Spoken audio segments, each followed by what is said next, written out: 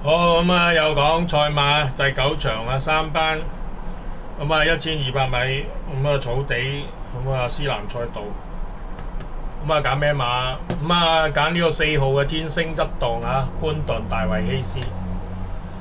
咁咧呢隻馬咧本身係前領嘅，佢而家跑緊一檔，佢係大師傅潘頓。咁啊當旺嘅大衛希斯。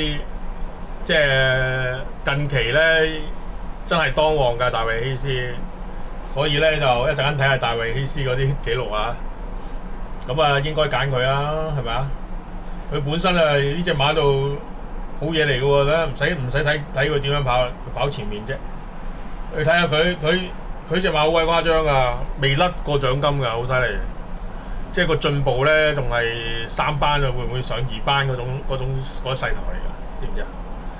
咁啊，費事睇嗰啲咩飄得快唔快啦，因為佢快放嘅關係啦。嗱喺評分方面咧就嗱咁啊，評分方面好古怪㗎嚇，佢加咗7分啊贏馬。嗱本身贏馬咧通常加5分去到70分嘅，就唔係72分嘅嚇，清晰啦。即係其實咧佢嘅評分係多咗少少㗎，加咗，即係佢個評榜員咧都。隔季嘅時候咧，佢都冇減到㗎，好似63分，即係上季啊係冇減分㗎，個即係嗰個形式冇減分㗎，好犀利㗎嚇！咁啊，大家清晰啦。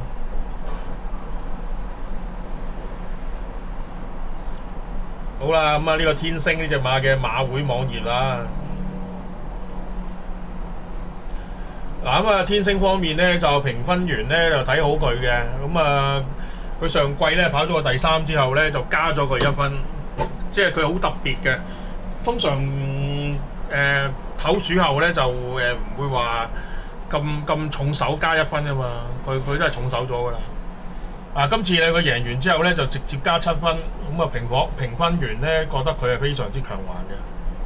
啊！呢樣嘢係最重要，而且佢而家今日一檔喎，潘頓喎，大衛希斯喎。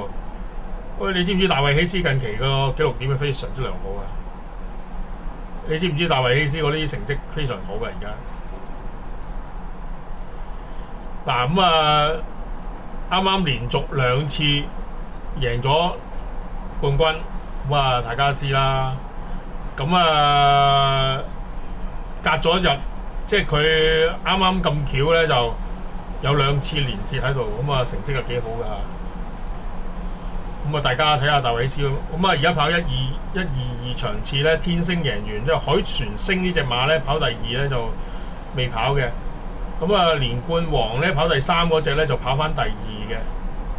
三軍勇將咧跑第4，跑翻第3嘅。咁呢場都唔係弱組嚟嘅喎，呢場都係高水準賽事嚟嘅喎，高水準賽事嚟嘅喎。咁啊，加上強配又一檔咁樣，即係好似所有好嘢都喺晒度㗎啦嚇。睇下天星嘅跑法啦，咁樣天星跑係跑前面飄嘅，所以冇乜特別嘅。8號啊，好啦，咁啊，今次就各方嘅好消息都喺呢隻8號身上，咁啊又係強配馬房咧就連捷咗2日，咁啊潘頓咧都係不停咁贏嘅馬，即係冇甩拖嘅。咁啊，所以咧就幾多號啊？喺前面飄㗎啦，點知就講嚟都嘥氣啦，係咪啊？咁啊8號啊，天星喺前面飄嗰隻啊！嗱呢隻馬咧又一檔嘅關係啦，咁又係潘頓啦，即係好容易贏啫，其實。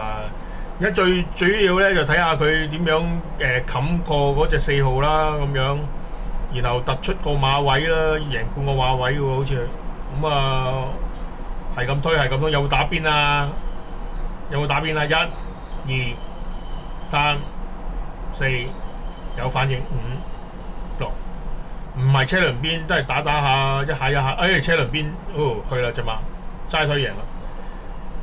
好咁啊！呢隻馬就唔係幾吸引啦。佢臨尾直路跑路嘅時候，即係起碼都要打邊啊，同埋撻着隻馬啦咁樣。咁啊係撻到之後咧，潘頓咧就收韁贏啦，即係所謂叫做。